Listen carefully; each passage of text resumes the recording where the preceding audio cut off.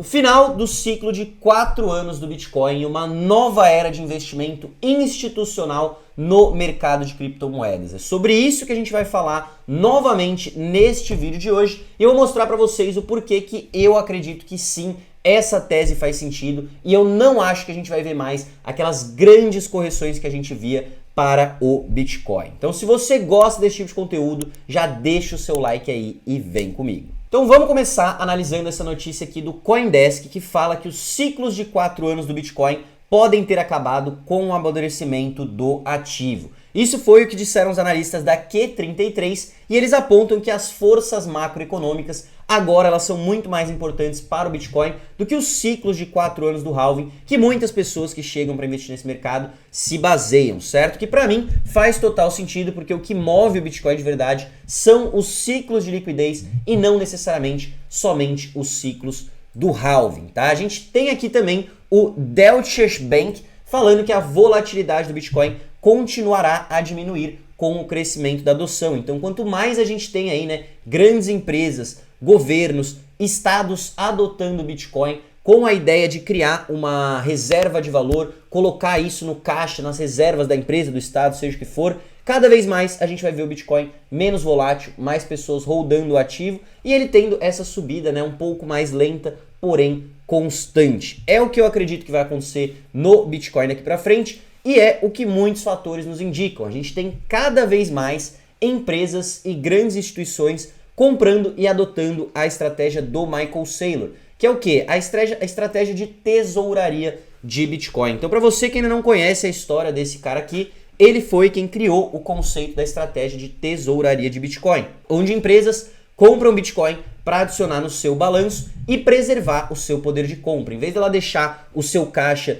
em dólar, em reais, em qualquer um desses ativos que só se desvalorizam, perdem com o tempo para a inflação, a ideia é que você deixe no Bitcoin um ativo escasso que tende a se valorizar ao longo do tempo e com a impressão de novas moedas, tá? Então, só o Saylor nessa última semana comprou aí mais 740 milhões de dólares em Bitcoin. Isso aqui já é fichinha pro cara, ele tá com mais de 600 mil Bitcoins e já controla mais do que 3% do supply de Bitcoins existentes, certo? Então, o Michael Saylor é um dos maiores holders do planeta de Bitcoin e a ideia dele não é vender esse Bitcoin. Ele já falou que ele vai holdar até o final, certo? Além do Michael Saylor, a gente tem várias outras grandes empresas também adotando essa sua estratégia. Então, por exemplo, nessa última semana, a Sandler Scientific se tornou a 14ª maior detentora de Bitcoin dentro das empresas públicas, comprando mais 25 milhões de dólares em Bitcoin, chegando a 210 Bitcoins no seu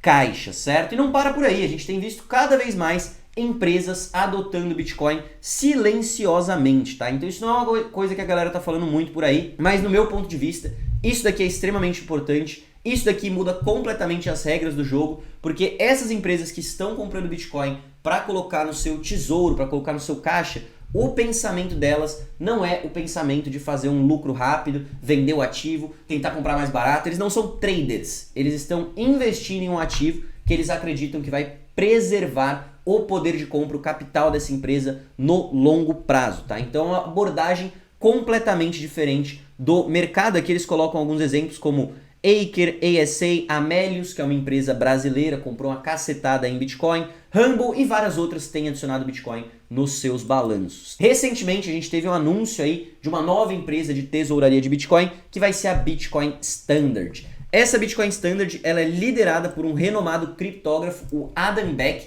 e eles estão falando aí, né, que quando eles lançarem, eles vão comprar 3,48 bilhões de dólares em Bitcoin. Então os caras já vão sair posicionados como a 4ª maior empresa que tem mais Bitcoins, tá? E se você quiser acompanhar mais desse movimento institucional, quem são as empresas que estão comprando, quanto que elas têm, você pode acessar esse site aqui, o bitcointreasuries.net, que ele vai mostrar todas as principais empresas públicas e de capital privado que estão rodando Bitcoin e quanto Bitcoin que elas têm. Você pode ver que os números já são gigantescos e estão crescendo cada vez mais a cada semana. Só no mês de julho foram mais de 25 novas empresas adotando a estratégia de tesouraria de Bitcoin. Se você olhar esse gráfico aqui embaixo, só nos ETFs, empresas públicas, governos e empresas privadas, eles já controlam 3,6 milhões de Bitcoin. Lembrando que o supply máximo que existe do Bitcoin é de 21 milhões. Então eles já controlam aí mais do que 10%, quase 20% da rede já está na mão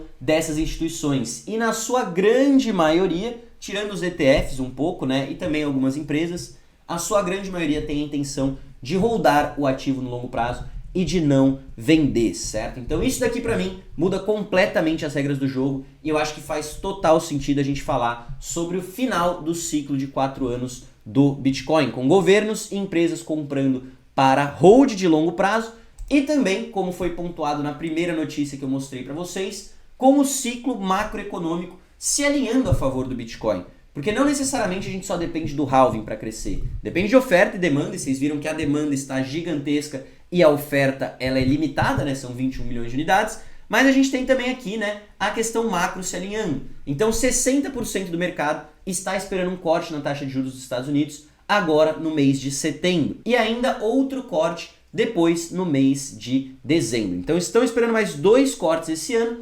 além de 2 cortes ao longo do ano de 2026. Isso daqui é extremamente positivo para os mercados, faz com que pegar dinheiro emprestado se torne mais barato, você coloca mais liquidez nos mercados e o Bitcoin ele é uma função de liquidez. Na verdade, ele sobe mais do que 80% correlacionado com o crescimento da liquidez global, que nem eu já trouxe para vocês aqui diversas vezes, certo? Então, sobre o Bitcoin, eu acho que esses são os principais pontos importantes que você tem que ficar sabendo dessa semana. A adoção institucional está gigantesca, o cenário macroeconômico está alinhado com o Bitcoin e eu não vejo por que a gente vai parar esse movimento de alta tão cedo. As empresas, os governos, os estados estão comprando todos os Bitcoins e o Bitcoin não foi feito para eles. O Bitcoin foi feito para o povo, para pessoas como eu e você. Então, não venda os seus Bitcoins para eles, certo? Dito isso, então, vamos entrar no mercado cripto mais de modo geral agora, de modo mais amplo, né? E falar um pouco do que está rolando além do Bitcoin, que também tem muita notícia positiva nesse sentido, certo? Então o cenário macro também impacta o mercado cripto como um todo e essa semana a gente teve a assinatura do Genius Act. A gente falou um pouco sobre isso no vídeo da semana passada, mas eu acho importante reforçar sobre esses acontecimentos. Então semana passada foi nomeada como a Crypto Week lá nos Estados Unidos, onde 3 grandes leis extremamente importantes de regulamentação para o mercado de criptomoedas foram votadas. A primeira era o Genius Act, que passou pela casa, passou pelo Senado, foi para a mão do Trump e ele assinou, já está valendo, que traz regulamentação clara para o mercado de stablecoins. Então agora é completamente legal você emitir stablecoins nos Estados Unidos, você só precisa seguir os frameworks de regulamentação do Genius Act. E com esse movimento, vários bancos já estão para lançar as suas stablecoins e a gente falou mais sobre isso no vídeo da semana passada, se você quiser confirmar, certo? E aí tem mais 2 que estão para ser aprovadas, que é o Anti-CBDC Surveillance Act, que proíbe o banimento aí completo da possibilidade do Banco Central dos Estados Unidos criar uma moeda estatal, uma moeda de CBDC. Não é tão importante para o mercado cripto, mas é muito importante para a liberdade dos indivíduos, mas não vai fazer necessariamente o mercado correr. E a outra que é extremamente importante, que falta ainda passar pelo Senado para ir para a mão do Trump, que é o Clarity Act. O Clarity Act pretende trazer regulamentação clara para o mercado cripto como um todo. Então, para que empresas cripto possam operar de forma completamente legal com o framework regulatório que elas podem seguir. E o impacto disso é maravilhoso para o mercado de criptomoedas. Falamos mais novamente no vídeo da semana passada, se você quiser conferir em mais detalhes depois, certo? Com tudo isso acontecendo no cenário geopolítico para o Bitcoin, a gente tem aí o Ethereum se destacando muito nas últimas semanas. Então o Ethereum, se você acompanhou o movimento, nos últimos 90 dias ele subiu mais de 160%, saindo da casa dos 1.400, 1.300 dólares e indo até os 3.800, tá? E por que isso está acontecendo? Porque os institucionais também estão de olho no Ethereum. Então eles não estão mais só de olho no Bitcoin, mas estão de olho no Ethereum também, agora que está vindo regulamentação para o mercado cripto. Então a gente tem aqui outras empresas que não estão fazendo tesouraria de Bitcoin, mas estão fazendo tesouraria de Ethereum. Quem que são as 2 maiores que estão fazendo tesouraria de Ethereum? A Bitmain, hoje já com mais de 2 bilhões de dólares alocados em Ethereum, e eles pretendem investir aí, né, 5% de todo o supply de Ethereum para colocar em stake. Então, cara, é uma gigante que está rodando muito Ethereum e a gente tem outra gigante que também está rodando muito Ethereum, que é a Sharplink. já tem mais de 1,3 bilhões de dólares alocados em Ethereum. Então, se você olhar essa tabela do CoinGecko, ela vai mostrar quem são os principais players que estão rodando Ethereum hoje. Tá um pouco desatualizado aqui, porque a Bitmain já está com mais de 2 bilhões. Então, a gente já tem aí, né, várias empresas que estão adotando, além da ideia da tesouraria de Bitcoin, a tesouraria de Ethereum também. Isso aqui funciona de uma forma um pouco diferente. Eu quero depois trazer um vídeo mais aprofundado sobre os impactos de tudo isso que está acontecendo no Ethereum, mas é legal vocês já saberem que as instituições também estão de olho no Ethereum. E por quê? Não são só essas duas Big Techs que estão comprando. Os ETFs de Ethereum também dispararam nas últimas semanas, superaram as entradas de dinheiro nos ETFs de Bitcoin e realmente a tensão no Ethereum está extremamente em alta. E tem alguns motivos para isso, certo? O primeiro motivo é o interesse institucional no crescimento de RWA, Real World Assets, e o segundo motivo é a questão das stablecoins e o Genius Act. Por quê? O Ethereum hoje ele é a plataforma mais confiável para você construir qualquer tipo de produto que você queira dentro da blockchain, dentro do espaço cripto. É a blockchain mais antiga de contratos inteligentes que a gente tem, surgiu lá em 2015 e também é a blockchain com mais validadores, ou seja, mais validadores, mais descentralizada, com a maior segurança, tá? Então o Ethereum é a casa que os institucionais estão olhando tanto para construir projetos de stablecoins, lançar as suas moedas digitais de dólar, como também para lançar ativos tokenizados, ou então Real World Assets. O Ethereum vai ser a casa para o lançamento de tudo isso. A gente tem outras blockchains onde você pode construir essas aplicações, como a Solana, como a Sui, a Aptos e várias outras, porém, elas não estão nem perto da robusticidade, da robustez, não sei se está certo falar dessa forma, que tem o Ethereum, tá? O Ethereum, cara, tem anos aí já no mercado, nunca deu problema. Segurança, se você quer mexer com altos valores, o que essas grandes instituições vão fazer, você vai para o Ethereum. Você não vai se arriscar numa Solana, você não vai se arriscar numa Sui, porque são blockchains muito novas e já deram alguns problemas algumas vezes. Então, isso daqui tá trazendo muita atenção para o Ethereum.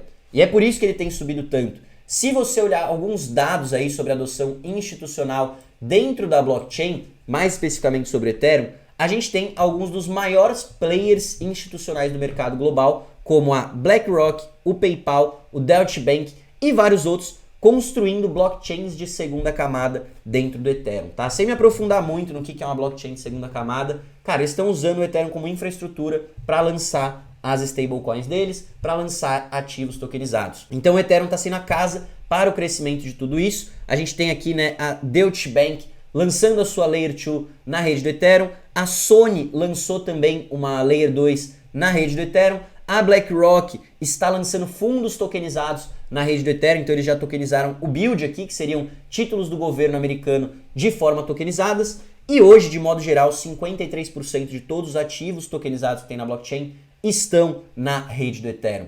Além de que, boa parte das stablecoins que a gente tem hoje no mercado, mais de 100 bilhões de dólares, estão também na rede do Ethereum, certo? E a gente tem também, né, NFTs, gaming e outras aplicações mais nativas de DeFi para a galera que é mais da cripto, também acontece a maioria no Ethereum. Então o Ethereum hoje, ele ainda é extremamente dominante, se você vê aqui em comparação com os outros projetos, cara, mais de 5 bilhões de ativos tokenizados na rede do Ethereum, você tem 2 bi na rede da ZK Sync, que é o quê? Uma blockchain de segunda camada que se conecta no Ethereum, e aí as outras já ficam pífias de pequeno comparado ao que é o Ethereum hoje, certo? Então o Ethereum ele vai se beneficiar muito de toda essa movimentação e não só o Bitcoin, tá? Então esses dois ativos eu vejo como um excelente investimento para esse momento, mirando aí nos próximos meses. O Ethereum como uma alternativa um pouco mais arriscada, o funcionamento dele é um pouco diferente do Bitcoin, não são 21 milhões de unidades, mas o Bitcoin como uma alternativa mais certeira e mais segura. Se você quiser entender mais sobre o Ethereum e como que ele funciona, eu tenho um vídeo que eu expliquei aqui no canal do MB, o que é a blockchain do Ethereum, quando que ele surgiu, para que ele serve. Então se você não entendeu nada que eu falei de Layer 2, de validadores, segurança, assista esse vídeo que você vai entender. Ele está numa playlist que é uma série completa sobre como analisar projetos de criptomoedas, análise fundamentalista, tokenomics, e o primeiro que a gente cobriu foi o Ethereum. E eu tô querendo trazer também na semana que vem um vídeo mais aprofundado nessa questão do Ethereum, RWAs, stablecoins, como que tudo isso impacta o mercado de criptomoedas. Então, pessoal, era isso que eu tinha para trazer aqui para vocês hoje. Se vocês curtiram esse vídeo, já deixa o seu like aí embaixo. Se você é novo por aqui, já se inscreve no canal, ativa o sininho para receber mais vídeos como esse. E lembrando para vocês que todo final de semana nós estamos aqui no canal do Mercado Bitcoin, trazendo essas atualizações semanais para vocês de tudo que é mais importante que aconteceu no mercado de criptomoedas. Seja sobre Bitcoin, Ethereum, regulamentação ou qualquer coisa que você precise ficar sabendo, você vai encontrar aqui nestes vídeos ao final de semana, tá? E se você ainda não tem a sua conta no MB, o link está aqui na descrição, lá você pode negociar o Bitcoin, o Ethereum e mais de 300 outros criptoativos na maior plataforma de investimentos digitais de toda a América Latina, certo? Então fique por aqui, grande abraço, até uma próxima e valeu!